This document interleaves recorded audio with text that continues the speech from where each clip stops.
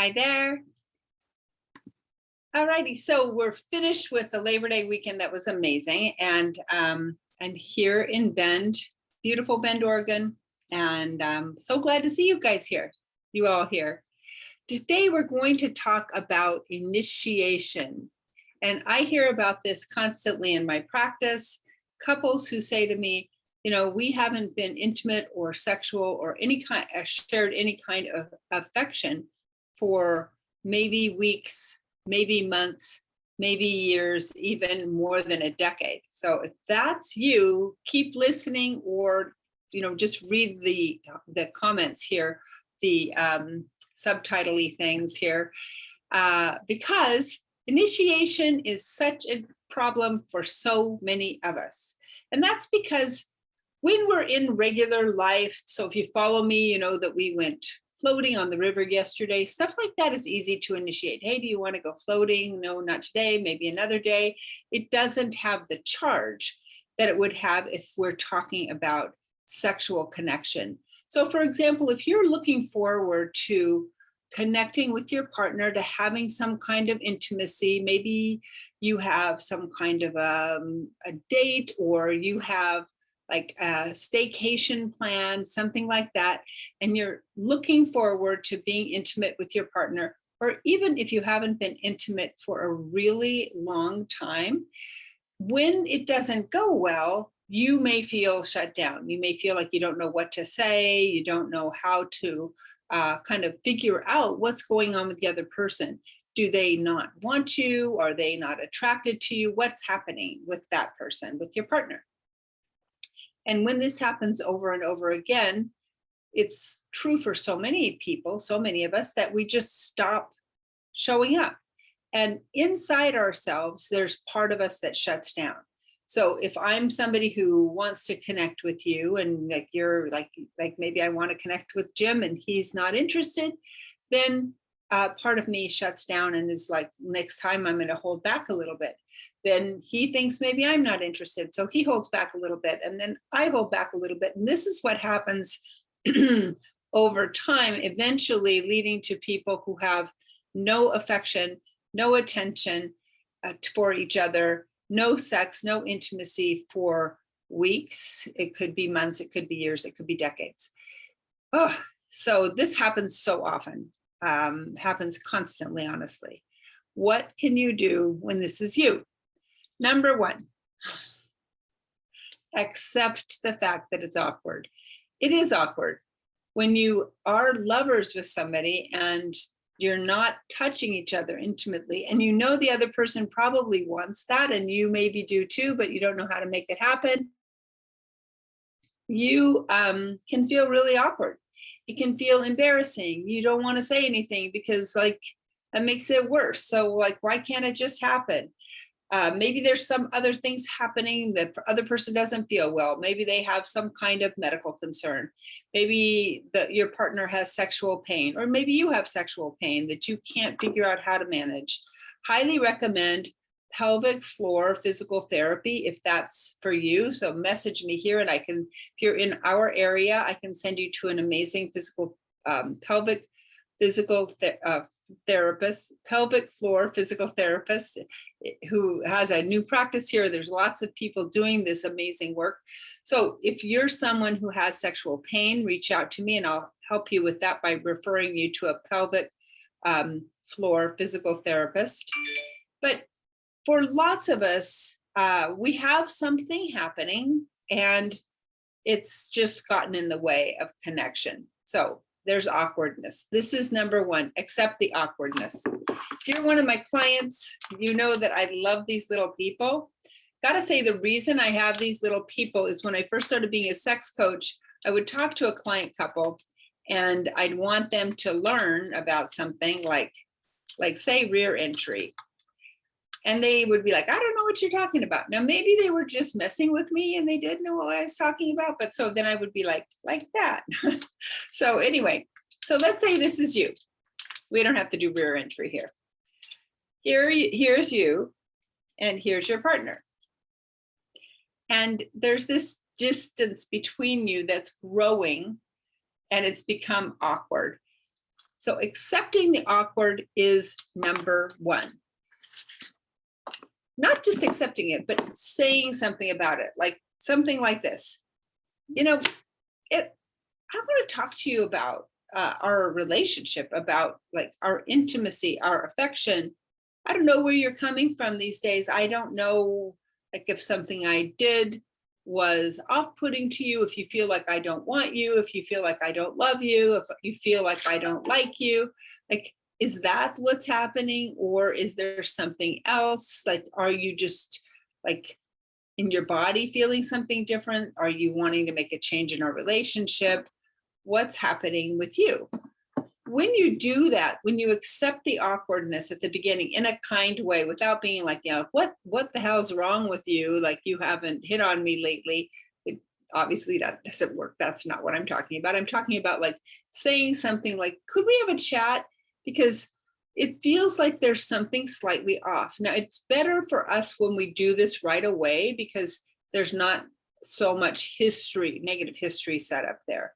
But when you accept that it's slightly awkward, even a tiny bit awkward, that's great. When we're first in relationship, the passion carries us over any kind of difficulty. So any opportunity that we have to connect, it just surges through us, and both people are just like in just the swim in the whole passionate experience of being together, and every opportunity is a good opportunity. But as things come along, life shows up, and that's part of the negotiation in relationships as they get more mature. So the first thing is accept the fact that it's normal for you to have a certain degree of awkwardness and to speak to that.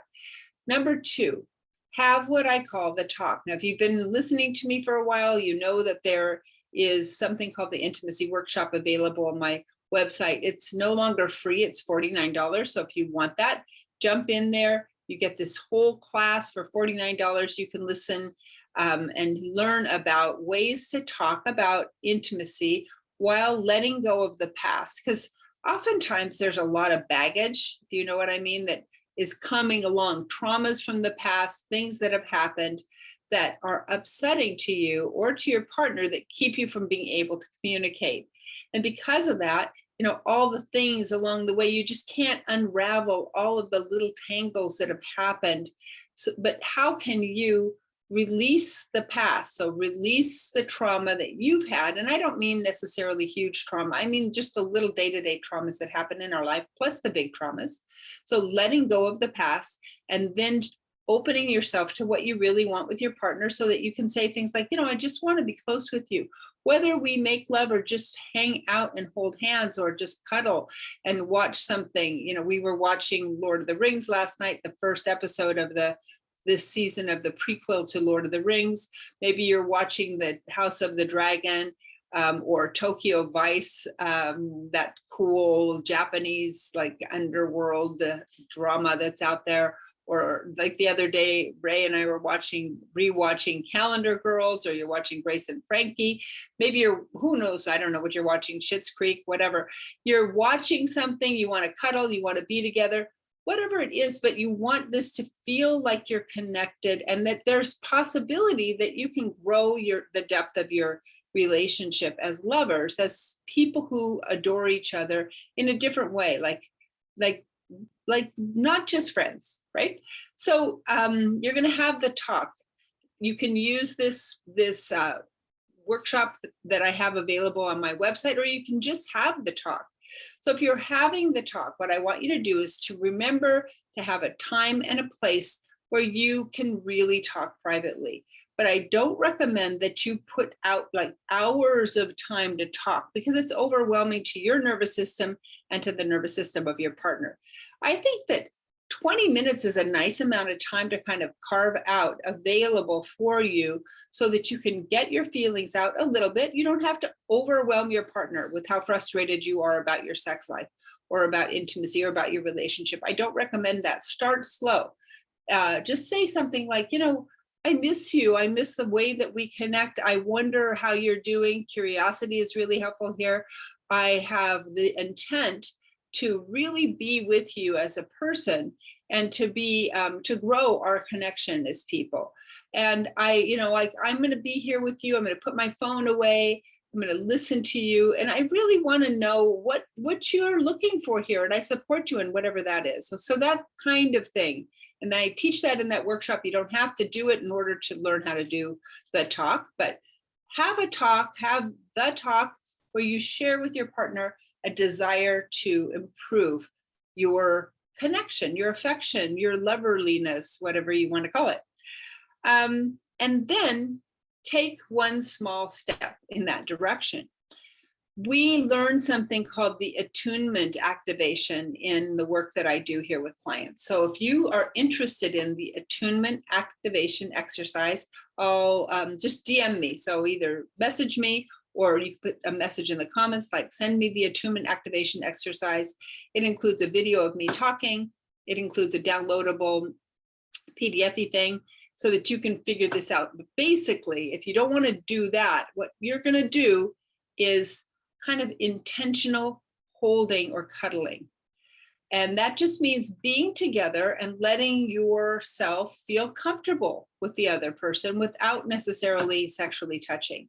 And what happens here is then your relationship gets stronger because your energy, your kind of being, your way of feeling in yourself, and your partner's energy or being and way of being feeling in their self, they kind of can like get together. So you're going to be feeling each other without touching, right? Just holding each other close enough so that you feel comfortable and not overwhelmed. The person who's more likely to want more connection, that person's going to be the giver. They're going to lie down and give. And the other person who's less likely to want to be connected is going to hold, kind of roll over and cuddle, if you follow. So if you have questions about that, feel free to message me here and I'll send you the info that'll give you all the directions on how to do that. So there are things that you can do today to make initiation easier for you. You can download this intimacy workshop, or you can message me and get this free attunement activation exercise. And then when you're going to go into your relationship, because this is the start of the school year. I don't have kids going to elementary school or high school this year, but it is this, interestingly, as kind of a new beginning for us if we're thinking about things in terms of like September being the beginning of a year, of that kind of a year, like with the fresh Levi's that kids used to get back in the day when fall was actually chilly, which right now it's not, it's so hot. But like getting into a new school year reminds us of the freshness of learning. And I recommend that you take this time to build your relationship. You're coming into the holidays. It'd be amazing if you had a great relationship by Thanksgiving, by Christmas, or the winter holidays. And then you're going to start the new year again in 2023, feeling like you're renewed, like you two have handled this relationship issue that you've been having for so long. That's my recommendation. How to initiate connection together as a couple, whoever you are, whether you're, just friends with benefits, whether you're married for 35 years, whether you're, just dating, whatever that is, have the talk, connect, realize that it's sometimes difficult to keep intimacy alive in terms of the initiation and how to get it going. A lot of us do fine once it is going, how to get it going, how to get over the awkwardness. If you need help, hit me up. I love you guys. Talk to you next week. Bye-bye.